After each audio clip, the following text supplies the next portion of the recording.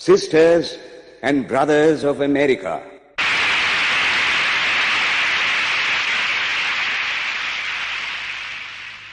it fills my heart with joy unspeakable to rise in response to the warm and cordial welcome which you have given us. I thank you in the name of the most ancient order of monks in the world. I thank you in the name of the mother of religions, and I thank you in the name of the millions and millions of Hindu people of all classes and sects. My thanks also to some of the speakers on this platform who, referring to the delegates from the Orient, have told you that these men from far-off nations may well claim the honor of bearing to different lands the idea of toleration. I am proud to belong to a religion which has taught the world both tolerance and universal acceptance. We believe not only in universal toleration, but we accept all religions as true. I am proud to belong to a nation which has sheltered the persecuted and the refugees of all religions and all nations of the earth.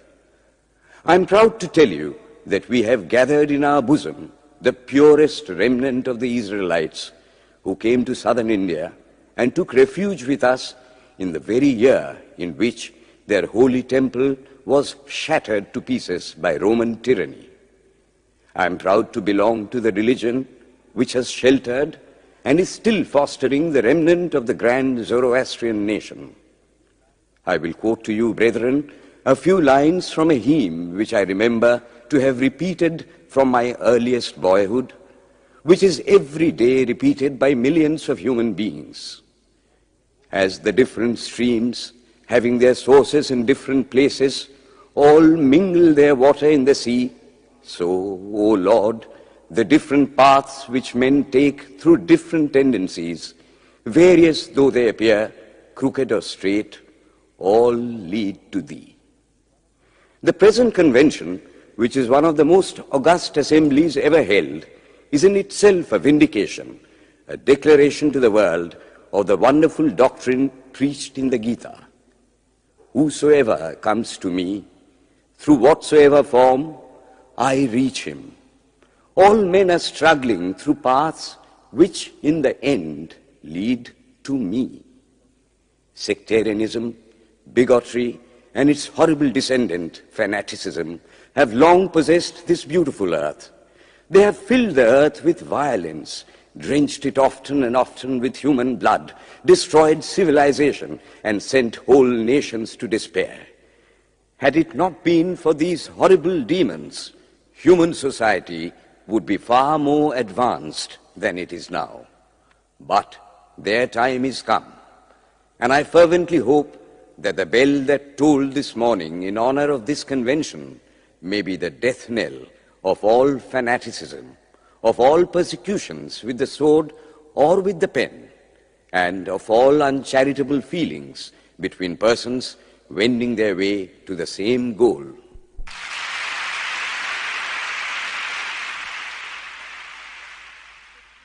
Ladies and gentlemen, on the agenda for today, the 15th of September, 1893, a galaxy of eminent speakers are scheduled to address us, and it gives us great pleasure to once again invite Swami Vivekananda to speak.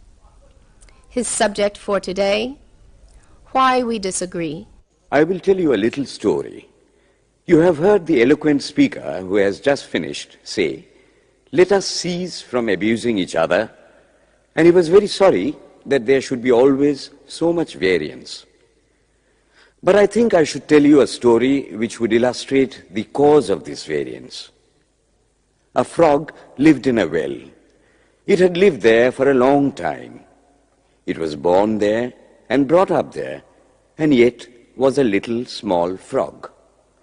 Of course, the evolutionists were not there then to tell us whether the frog lost its eyes or not, but for our story's sake, we must take it for granted that it had its eyes, and that it every day cleansed the water of all the worms and bacilli that lived in it with an energy that would do credit to our modern bacteriologists. In this way, it went on and became a little sleek and fat. Well, one day, another frog that lived in the sea came and fell into the well. "Where are you from?" "I am from the sea." "The sea? How big is that? Is it as big as my well?" And he took a leap from one side of the well to the other. "My friend," said the frog of the sea, "how do you compare the sea with your little well?" Then the frog took another leap and asked, "Is your sea so big?"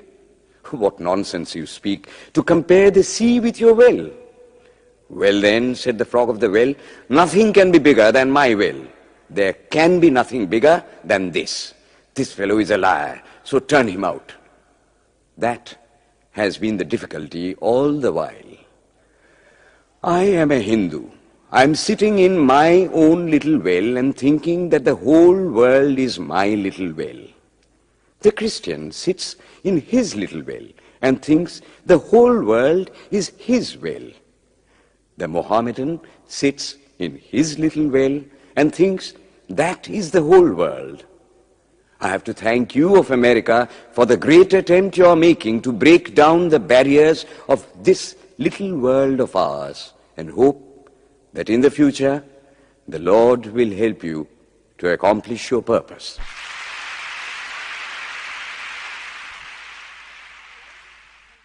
Delegates and friends, today, the 19th of September, 1893, is the 9th day of the World's Parliament of Religions.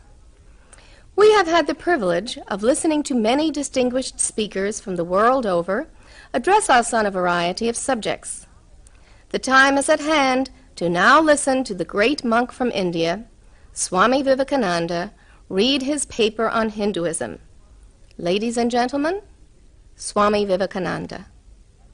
From the high spiritual flights of the Vedanta philosophy, of which the latest discoveries of science seem like echoes, to the low ideas of idolatry with its multifarious mythology, the agnosticism of the Buddhists and the atheism of the Jains, each and all have a place in the Hindu's religion. Where then, the question arises, where is the common center to which all these widely diverging radii converge? Where is the common basis upon which all these seemingly hopeless contradictions rest? And this is the question I shall attempt to answer.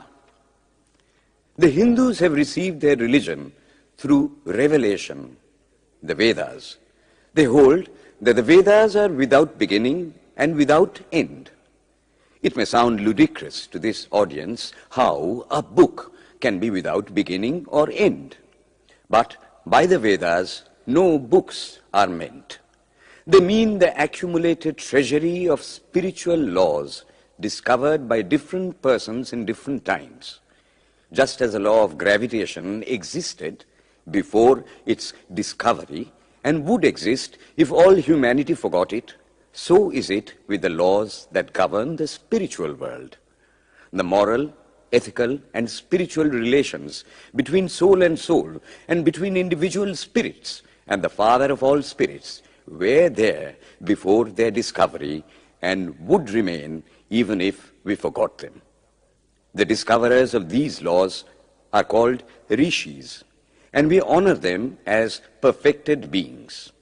I'm glad to tell this audience that some of the very greatest of them were women. Here it may be said that these laws, as laws, may be without end, but they must have had a beginning. The Vedas teach us that creation is without beginning or end.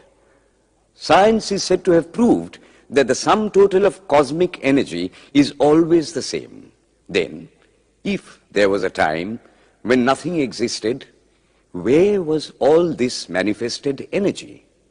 Some say it was in a potential form in God.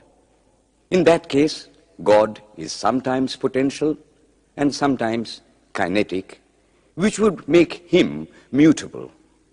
Everything mutable is a compound, and everything compound must undergo that change which is called destruction. So, God would die, which is absurd. Therefore, there never was a time when there was no creation. If I may be allowed to use a simile, creation and creator are two lines without beginning and without end, running parallel to each other. God is the ever-active providence by whose power systems after systems are being evolved out of chaos, made to run for a time and again destroyed. This is what the Brahmin boy repeats every day. The sun and the moon the Lord created like the suns and moons of previous cycles. And this agrees with modern science. Here I stand, and if I shut my eyes and try to conceive my existence, what is the idea before me? The idea of a body. Am I then nothing but a combination of material substances? The Vedas declare, no. I am a spirit living in a body. I am not the body. The body will die, but I shall not die. Here am I in this body. It will fall, but I shall go on living. I had also a past. The soul was not created, for creation means a combination, which means a certain future dissolution. If then the soul was created, it must die.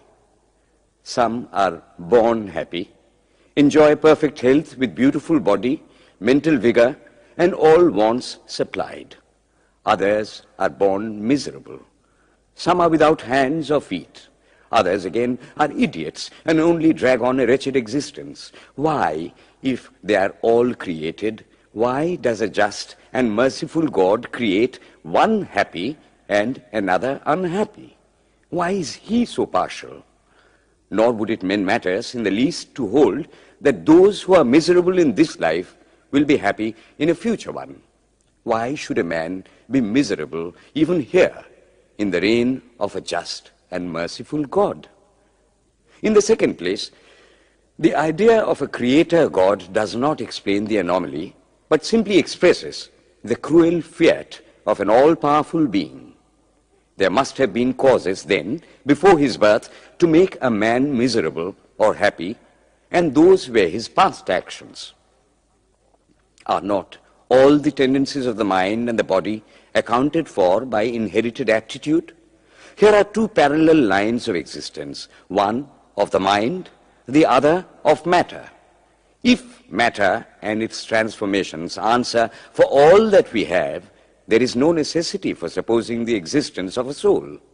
But it cannot be proved that thought has been evolved out of matter. And if a philosophical monism is inevitable, spiritual monism is certainly logical and no less desirable than a materialistic monism. But neither of these is necessary here. We cannot deny that bodies acquire certain tendencies from heredity, but those tendencies only mean the physical configuration through which a peculiar mind alone can act in a peculiar way. There are other tendencies peculiar to a soul caused by his past actions, and a soul with a certain tendency would, by the laws of affinity, take birth in a body which is the fittest instrument for the display of that tendency. This is in accord with science, for science wants to explain everything by habit, and habit is got through repetitions. So, repetitions are necessary to explain the natural habits of a newborn soul, and since they were not obtained in this present life, they must have come down from past lives. There is another suggestion. Taking all these for granted, how is it that I do not remember anything of my past life? This can be easily explained. I am now speaking in English. It is not my mother tongue. In fact, no words of my mother tongue are now present in my consciousness. But let me try to bring them up. And they rush in. That shows that consciousness is only the surface of the mental ocean, and within its depths are stored up all our experiences. Try and struggle. They would come up, and you would be conscious even of your past life. This is direct and demonstrative evidence. Verification is the perfect proof of a theory, and here is the challenge thrown to the world by the rishis. We have discovered the secret by which the very depths of the ocean of memory can be stirred up. Try it, and you would get a complete reminiscence of your past life. So then, the Hindu believes that he is a spirit. Him the sword cannot pierce, him the fire cannot burn, him the water cannot melt, him the air cannot dry. Is nowhere but whose center is located in the body, and that death means the change of this center from body to body. Nor is the soul bound by the conditions of matter. In its very essence, it is free, unbounded, holy, pure, and perfect. But somehow or other, it finds itself tied down to matter and thinks of itself as matter. Why should the free, perfect, and pure being be thus under the thraldom of matter, is the next question. How can the perfect soul be deluded into the belief that it is imperfect? We have been told that the Hindus shirk the question and say that no such question can be there. Some thinkers want to answer it by positing one or more quasi-perfect beings and use big scientific names to fill up the gap. But naming is not explaining. The question remains the same. How can the perfect become the quasi-perfect? How can the pure, the absolute, change even a microscopic particle of its nature? But the Hindu is sincere. He does not want to take shelter under sophistry. He is brave enough to face the question in a manly fashion, and his answer is, I do not know. I do not know how the perfect being, the soul, came to think of itself as imperfect, as joined to and conditioned by matter. But the fact is a fact for all that. It is a fact in everybody's consciousness that one thinks of oneself as the body. The Hindu does not attempt to explain why one thinks one is the body. The answer, that it is the will of God, is no explanation.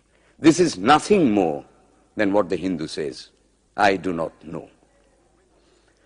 Well then, the human soul is eternal and immortal, perfect and infinite, and death means only a change of center from one body to another. The present is determined by our past actions, and the future by the present. The soul will go on evolving up or reverting back from birth to birth and death to death. But here is another question. Is man a tiny boat in a tempest, raised one moment on the foamy crest of a billow and dashed down into a yawning chasm the next, rolling to and fro at the mercy of good and bad actions, a powerless, helpless wreck in an ever-raging, ever-rushing, uncompromising current of cause and effect, a little moth placed under the wheel of causation, which rolls on, crushing everything in its way, and waits not for the widow's tears or the orphan's cry? The heart sinks at the idea. Yet, this is the law of nature. Is there no hope? Is there no escape?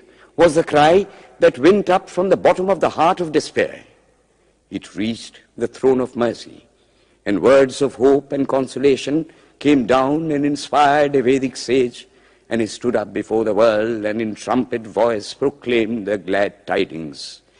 Hear ye, children of immortal bliss, even ye that reside in higher spheres. I have found the ancient one who is beyond all darkness, all delusion.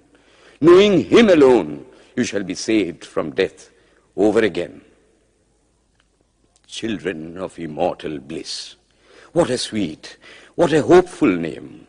Allow me to call you, brethren, by that sweet name, heirs of immortal bliss. Yea, the Hindu refuses to call you sinners. We are the children of God, the sharers of immortal bliss, holy and perfect beings. Ye divinities on earth, sinners, it is a sin to call a man so. It is standing libel on human nature. Come up, O lions, and shake off the delusion that you are sheep. You are souls immortal, spirits free, blessed and eternal. Ye are not matter, ye are not bodies. Matter is your servant, not you the servant of matter. Thus it is that the Vedas proclaim not a dreadful combination of unforgiving laws, not an endless prison of cause and effect, but that at the head of all these laws, in and through every particle of matter and force stands one, by whose command the wind blows, the fire burns, the clouds rain, and death stalks upon the earth. And what is his nature?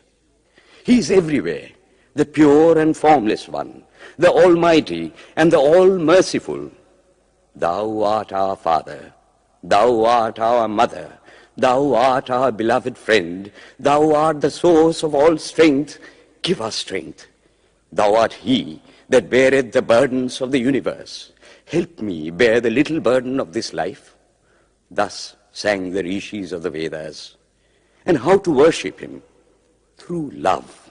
He is to be worshipped as the one beloved, dearer than everything in this and the next life. This is the doctrine of love declared in the Vedas, and let us see how it is fully developed and taught by Krishna, whom the Hindus believe to have been God incarnate on earth. He taught that a man ought to live in this world like a lotus leaf, which grows in water but is never moistened by water. So a man ought to live in the world, his heart to God and his hands to work. It is good to love God for hope of reward in this or the next world, but it is better to love God for love's sake. And the prayer goes, Lord, I do not want wealth, nor children, nor learning. If it be thy will, I shall go from birth to birth.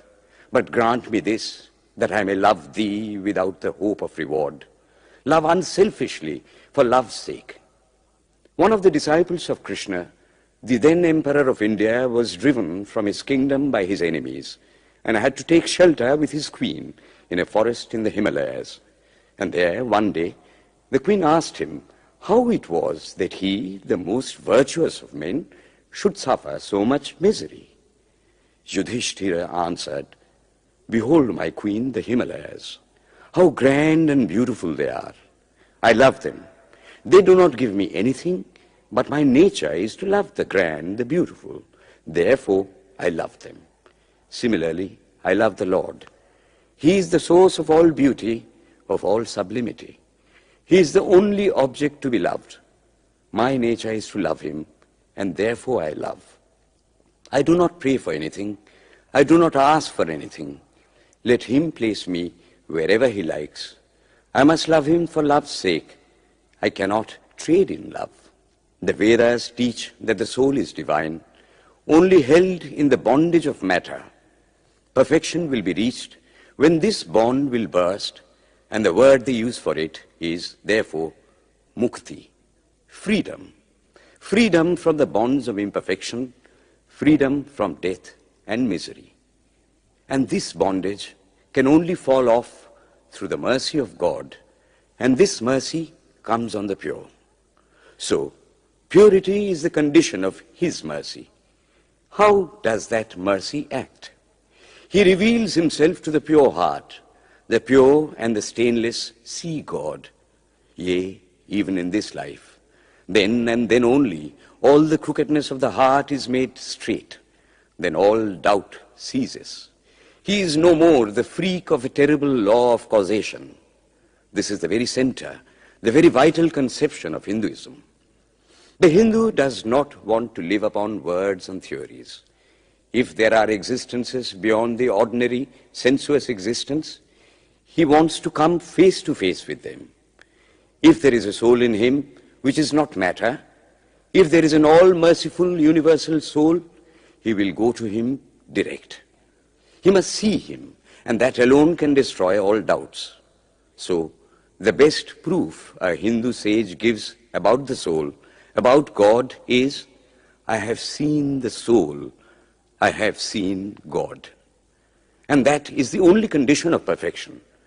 The Hindu religion does not consist in struggles and attempts to believe a certain doctrine or dogma, but in realizing, not in believing, but in being and becoming. Thus, the whole object of their system is by constant struggle to become perfect, to become divine, to reach God and see God. And this reaching God, seeing God, becoming perfect, even as the Father in heaven is perfect, constitutes the religion of the Hindus. And what becomes of a man when he attains perfection? He lives a life of bliss infinite. He enjoys infinite and perfect bliss, having obtained the only thing in which man ought to have pleasure, namely God, and enjoys the bliss with God. So far, all the Hindus are agreed. This is the common religion of all the sects of India. But then, perfection is absolute, and the absolute cannot be two or three. It cannot have any qualities. It cannot be an individual.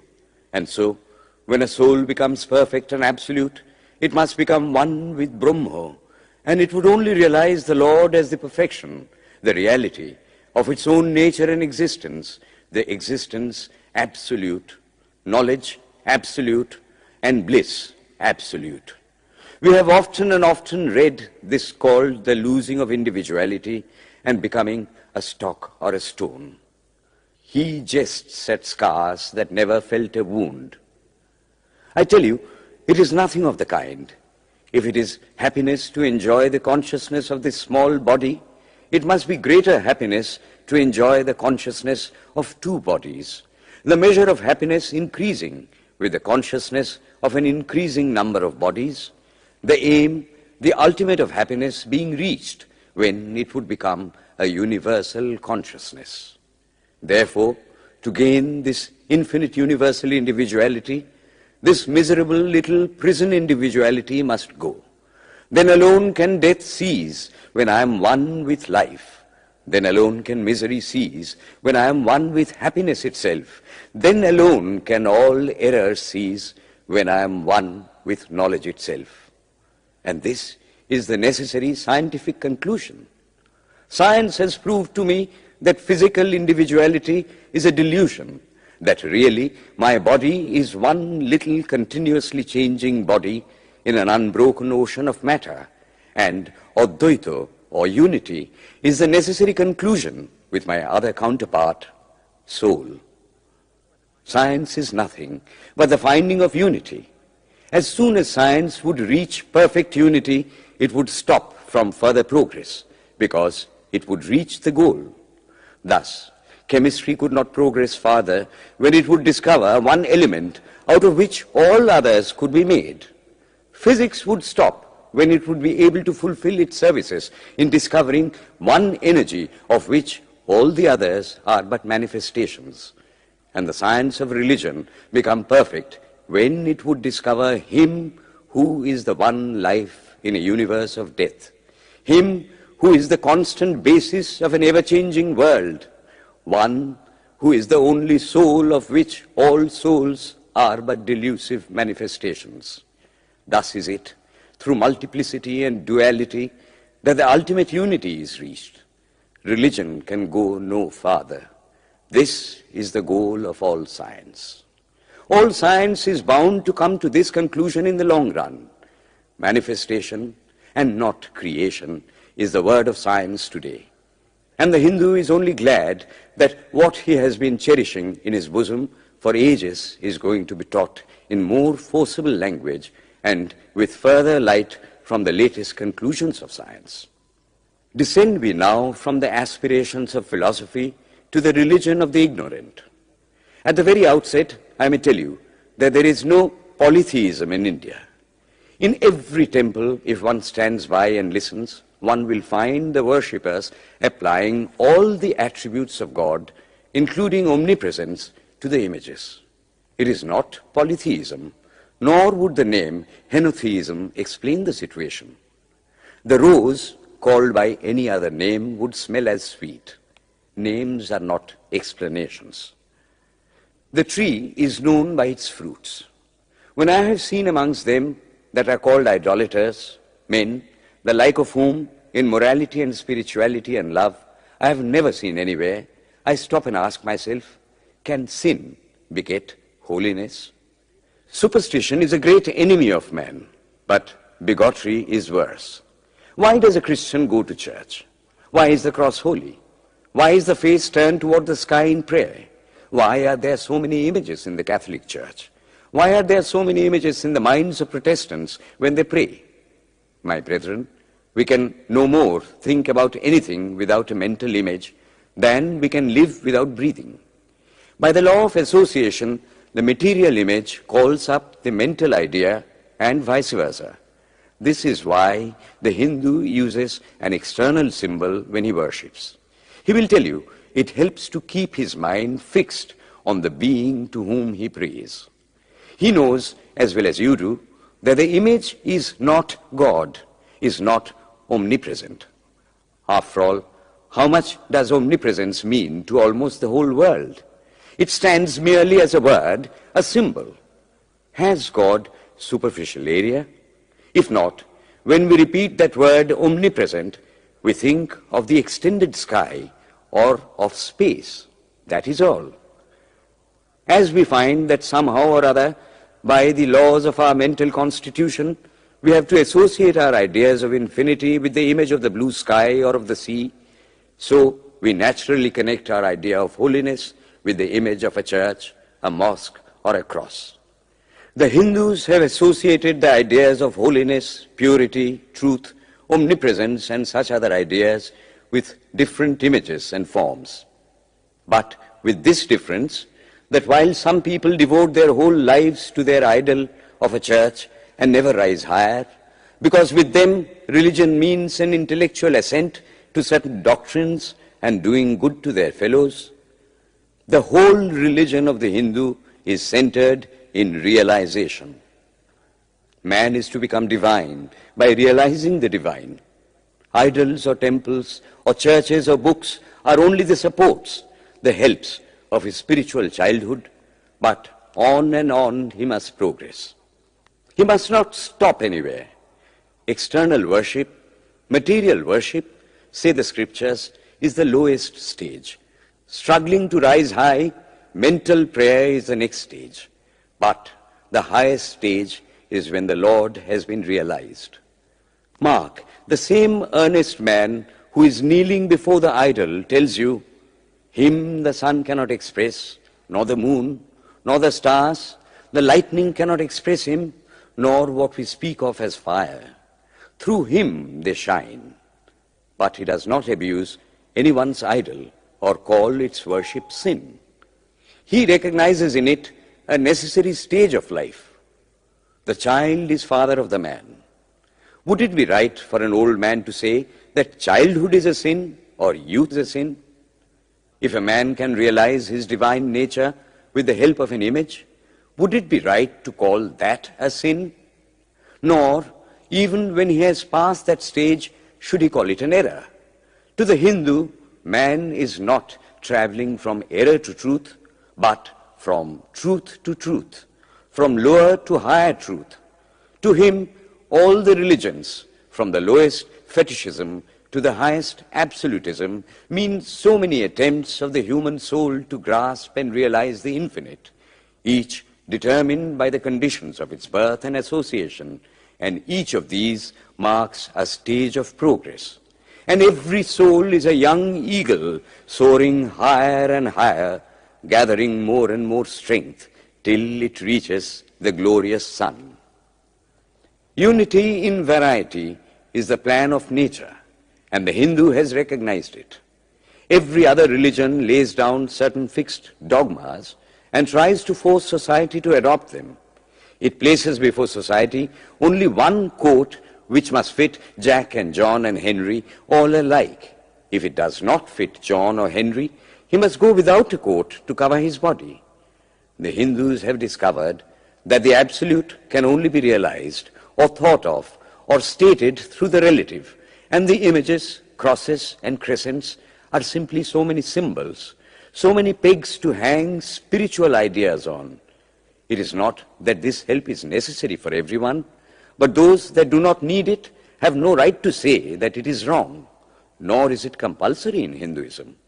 One thing I must tell you, idolatry in India does not mean anything horrible. It is not the mother of harlots. On the other hand, it is the attempt of undeveloped minds to grasp high spiritual truths. The Hindus have their faults, they sometimes have their exceptions, but mark this, they are always for punishing their own bodies and never for cutting the throats of their neighbors. If the Hindu fanatic burns himself on the pyre, he never lights the fire of inquisition. And even this cannot be laid at the door of his religion any more than the burning of witches can be laid at the door of Christianity. To the Hindu, then, the whole world of religions is only a traveling, a coming up of different men and women through various conditions and circumstances to the same goal.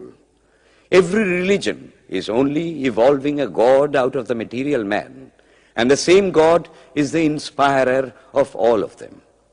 Why then are there so many contradictions? They are only apparent, says the Hindu. The contradictions come from the same truth adapting itself to the varying circumstances of different natures. It is the same light coming through glasses of different colors, and these little variations are necessary for purposes of adaptation. But in the heart of everything, the same truth reigns. The Lord has declared to the Hindu in his incarnation as Krishna, "I am in every religion as a thread through a string of pearls. Wherever thou seest extraordinary holiness and extraordinary power raising and purifying humanity, know thou that I am there." And what has been the result? I challenge the world to find throughout the whole system of Sanskrit philosophy any such expression as that the Hindu alone will be saved and not others. Says Vyasa, we find perfect men even beyond the pale of our caste and creed. One thing more, how then can the Hindu, whose whole fabric of thought centers in God, believe in Buddhism, which is agnostic, or in Jainism, which is atheistic?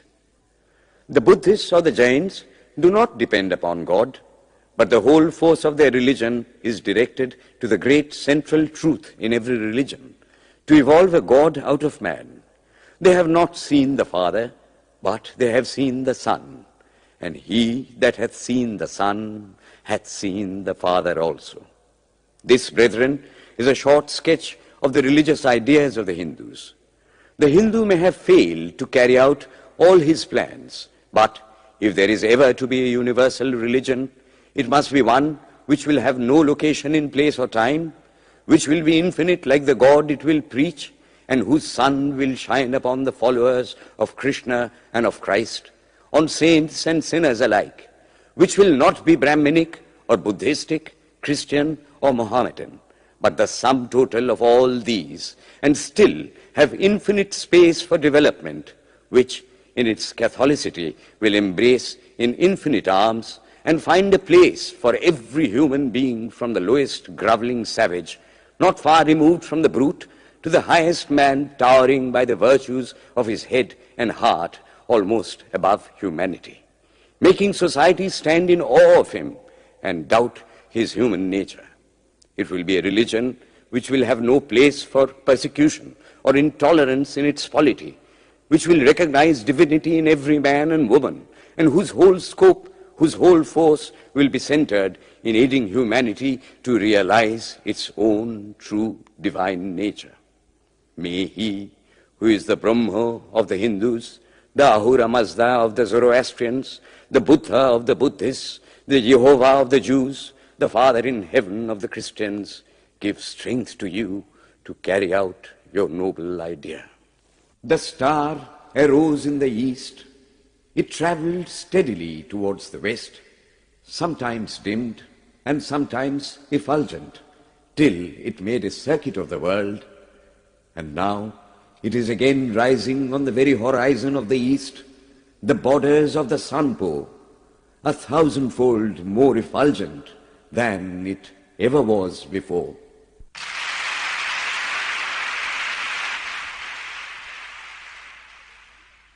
Today, the 26th of September, 1893, is the penultimate day of this Parliament of Religions at Chicago. We have listened to engrossing discourses on the religions and theologies of the participating countries in these past 2 weeks. In continuing this series, Swami Vivekananda will now speak on Buddhism, the fulfillment of Hinduism. The religion of the Hindus is divided into two parts, the ceremonial and the spiritual. The spiritual portion is specially studied by the monks. In that, there is no caste. A man from the highest caste and a man from the lowest may become a monk in India, and the two castes become equal. In religion, there is no caste. Caste is simply a social institution.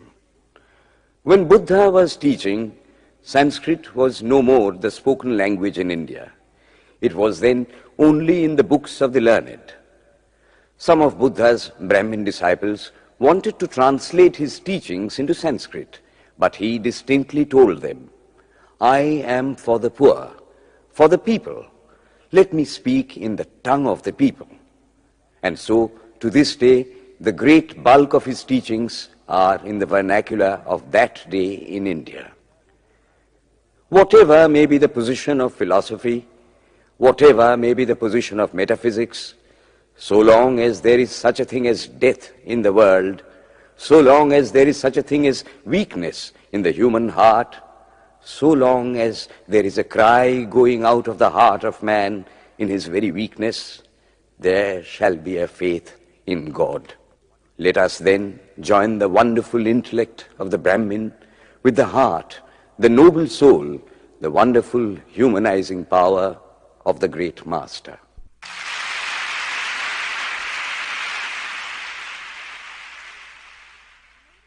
Ladies and gentlemen, in a short while from now, the World's Parliament of Religions at Chicago will come to a close.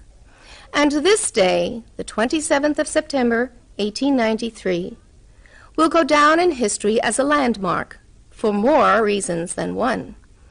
It is in the fitness of things that we now call upon Swami Vivekananda from India to address this final session. The world's Parliament of Religions has become an accomplished fact, and the merciful Father has helped those who labored to bring it into existence and crown with success their most unselfish labor. My thanks to those noble souls whose large hearts and love of truth first dreamt this wonderful dream and then realized it. My thanks to the shower of liberal sentiments that has overflowed this platform. My thanks to this enlightened audience for their uniform kindness to me and for their appreciation of every thought that tends to smooth the friction of religions. A few jarring notes were heard from time to time in this harmony.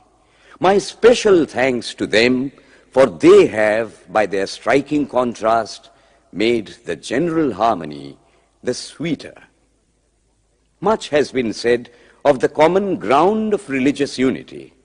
I am not going just now to venture my own theory, but if anyone here hopes that this unity will come by the triumph of any one of the religions and the destruction of the others, to him I say, brother, yours is an impossible hope.